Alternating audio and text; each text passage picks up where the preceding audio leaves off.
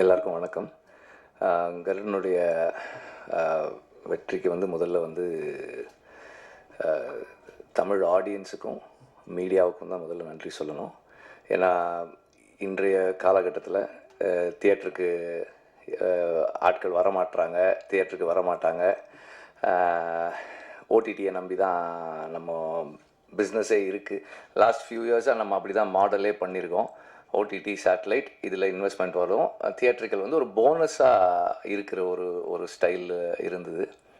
And அதை மாற்றின இந்த வருஷம் ரெண்டாவது படம் அதை மாற்றினது தமிழ்நாட்டில். டிஸ்ட்ரிபியூட்டர்ஸ் இருக்காங்க, அவங்க சொல்லுவாங்க ப்ரொடியூசர்ஸ் இன்வெஸ்ட்மெண்ட்டை தமிழ்நாடு தியேட்ரிக்கல்லிருந்து எடுத்துக்க முடியும், மீதி எல்லாத்தையும் போனஸாக வச்சுக்கலாம் அப்படின்னு சொல்கிறதுக்கான சில படங்களில் கருடன், இந்த வருஷம் கருடன் அப்படி ஒரு படம். அண்ட் ஐ திங்க் அந்த மாடல் தான் ரொம்ப டெமோக்ராட்டிக்கான மாடல்னு நினைக்கிறேன்.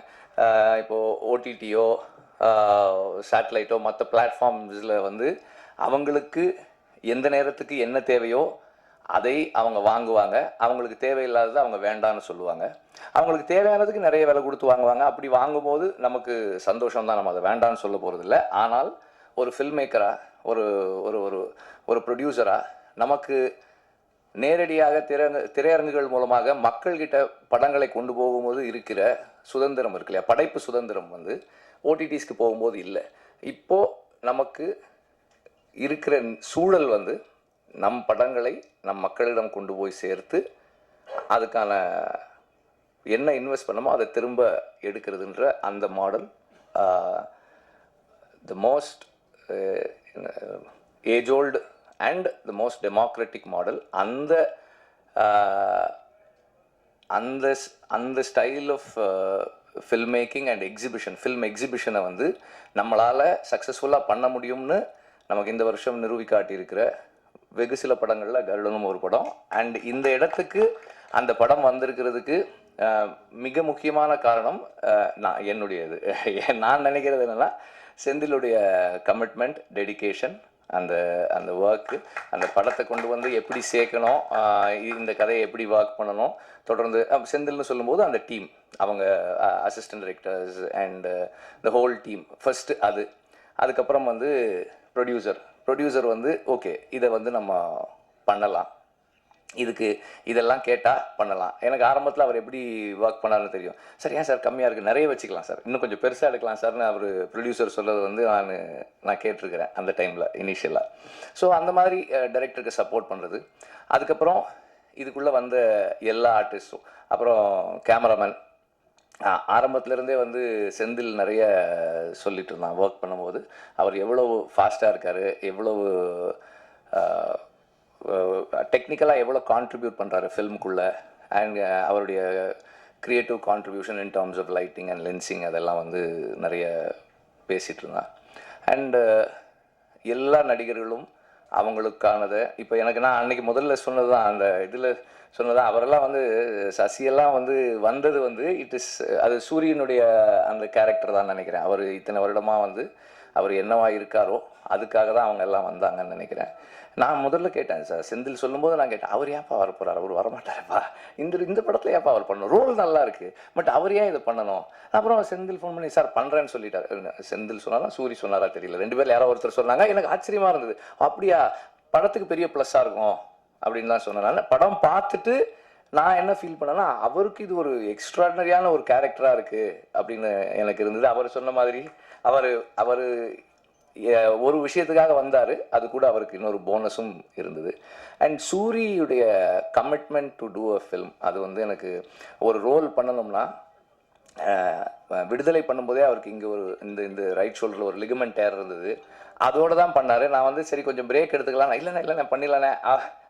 அவருக்கு என்னென்னா, சரி பிரேக் எடுக்கலாம்னா திரும்ப நான் ஆரம்பிக்கிறது இன்னும் கொஞ்சம் லேட் பண்ணிடுவேன், அவருக்கு பயம், அடுத்த ஷெடியூல் போகிறதுக்கு இன்னும் பயம். அண்ணா அப்படியே பண்ணிடுறேன். அதில் தெரியும், கொஞ்சம் ஓடும் போதெல்லாம் தெரியும். அங்கே பட்ட காயத்தோடவே இந்த ஷூட்டிங்கு போகிறாரு. போனால் அங்கேயும் போய் சும்மா இல்லாமல் அந்த ஃபஸ்ட்டு அந்த டைட்டில் ரிவீல் பண்ண அந்த இதில் ஒர்க் பண்ணி இன்னும் டேமேஜ் பண்ணிக்கிட்டார். ஆனாலும் அதை என்கிட்ட ஒரு டைரக்டர் இதை கேட்குறாங்க, எனக்கு இப்படி ஒரு ஆப்பர்ச்சுனிட்டி கிடைச்சிருக்கு, இதில் என்னோட 100% நான் கொடுக்காமல் இருந்துடக்கூடாதுன்னு சூரி நினைக்கிறது இருக்கு இல்லையா, அது வந்து ஒரு டைரக்டருக்கு வந்து ஒரு பெரிய டிலைட்டாக இருக்குது ஒர்க் பண்ணுறதுக்கு. இப்போ எனக்கு அப்படி இருந்தது, செந்திலுக்கும் கண்டிப்பாக அப்படி இருந்திருக்கும்னு நான் நினைக்கிறேன். ஏன்னா நம்ம சூரி இங்கேருந்து கொஞ்சம் கீழே ஒரு 10 அடியிலேருந்து குதிச்சா கொஞ்சம் நல்லாயிருக்கும் இந்த ஷாட்டு. சரிண்ணே, அது மேலே இருட்டேன் அண்ணே, அதுக்கு மேலே உனக்கு ஒரு 15 அடி அங்கேருந்து குதிக்கிட்டு போனால் இன்னும் நல்லா இருக்கும்ண்ணே.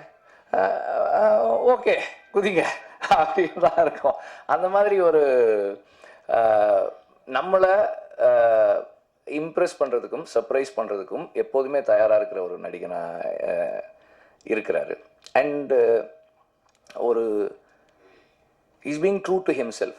ஒரு ஒரு ஒரு கேமரா ரோல் ஆகும்போது நடிக்க முயற்சி பண்ணாமல் அதை உணர்வை உள்வாங்கி அந்த கதாபாத்திரமாக இருக்க முயற்சி பண்ணுறாரு. அது வந்து ரொம்ப ஒரு ஒரு முக்கியமான ஒரு கேரக்டரிஸ்டிக்ஸ். அதை அப்படியே அவர் வளர்த்துக்கிட்டாருன்னா இன்னும் நல்லாயிருக்கும். அண்டு இன்னும் நிறைய பேர் ஆர்வி உதயகுமார் சார், சார் நீங்கள் நல்லா நடிப்பீங்கன்னு எங்களுக்கு எல்லாம் முன்னாடியே தெரியும் சார், உங்களுக்கு ஏற்ற கேரக்டர்ஸ் வரல சார், அவ்வளோதான் சார், வரும்போது கண்டிப்பாக கூப்பிட்டுருவோம் சார். அண்ட் இந்த படத்தை டிஸ்ட்ரிபியூட் பண்ணியிருக்கிற 5 ஸ்டார் செந்தில் சார், அவங்க வந்து இப்போ 2-3 படங்கள் பண்ணிகிட்டு இருக்காங்க, நல்லா பண்ணுறாங்க. அண்டு இந்த படத்தை சரியாக கொண்டு போய் சேர்த்த இதுக்கு வந்து நானும் நன்றி தெரிவிச்சுக்கிறேன். ரொம்ப எஃபிஷியண்ட்டாக டிஸ்ட்ரிபியூட்டர்ஸ் எல்லாருமே நல்லா பண்ணியிருந்தீங்க படத்தை. அண்டு எல்லா படத்துக்கும் ரிலீஸ் நேரத்தில் ப்ராப்ளம்ஸ் வரும், எல்லா படத்துக்கும் ப்ராப்ளம்ஸ் வரும். இந்த படத்துக்கும் அந்த மாதிரி ப்ராப்ளம்ஸ் இருந்தது. அந்த ப்ராப்ளம் வர்ற நேரத்தில் ப்ரொடியூசர் கூட இருக்கிறது ரொம்ப ரொம்ப முக்கியம். நான் எப்போதுமே அப்படின்னு நினைப்பேன்.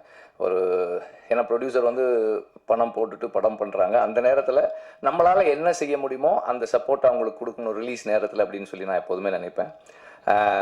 அந்த மாதிரி இந்த படத்தில் ப்ரொடியூசர் கூட எல்லாருமே அவங்களால முடிஞ்ச அளவுக்கு சப்போர்ட் பண்ணி கூட நின்னாங்க.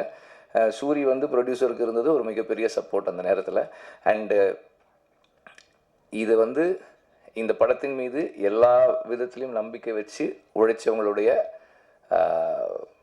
அந்த அந்த கதை மேல் இருந்த அவங்களுக்கு அந்த படத்தின் மேல் இருந்த நம்பிக்கை தான் எல்லாருமே அது கூட ஒன்றா நின்னது. அண்ட் அந்த நம்பிக்கையை சரியாக ஃபுல்ஃபில் பண்ண அந்த டீமுக்கும் என்னுடைய பாராட்டுக்கள். முதல்ல சொன்ன மாதிரி இதை வந்து சரியாக கொண்டு போய் மக்கள்கிட்ட சேர்க்கறதுல, ஏன்னா இன்றைக்கி மீடியான்றது நிறையவே மாறிடுச்சு.